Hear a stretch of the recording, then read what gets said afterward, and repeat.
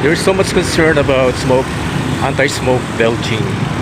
And why? Because of the presence of carbon monoxide on the fuel being used on our cars, our vehicles, public utility vehicles especially. How can we combat the ill effects of carbon monoxide?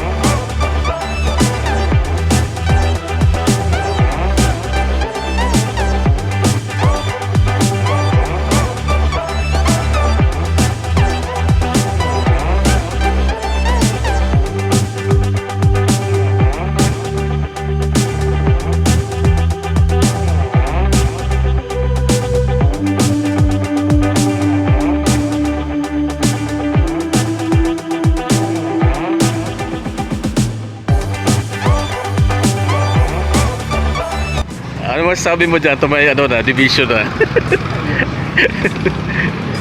Para yan sa mga nag-u-turn. Okay. Sige. Nag-u-turn, saka biglang napapapasayro, na-u-turn, napapasayro. Yan ang Okay na, nalilimita na Oo, limitado na siya. Obligado siya na magdiretso na. No swerving. U-turn. Maray. Smoke belching, kanyan? Testing ba gayon? LTO ito. DNR bako. LTO. DNR pero sabot ang DNR. Ano lang, jeep lang piga, iti-testing. Ngunyan mo na. Mga private vehicles da Paday pa. Kadaklan kayo mga bago pa kayo. May mga jeep talaga, mga lumaan.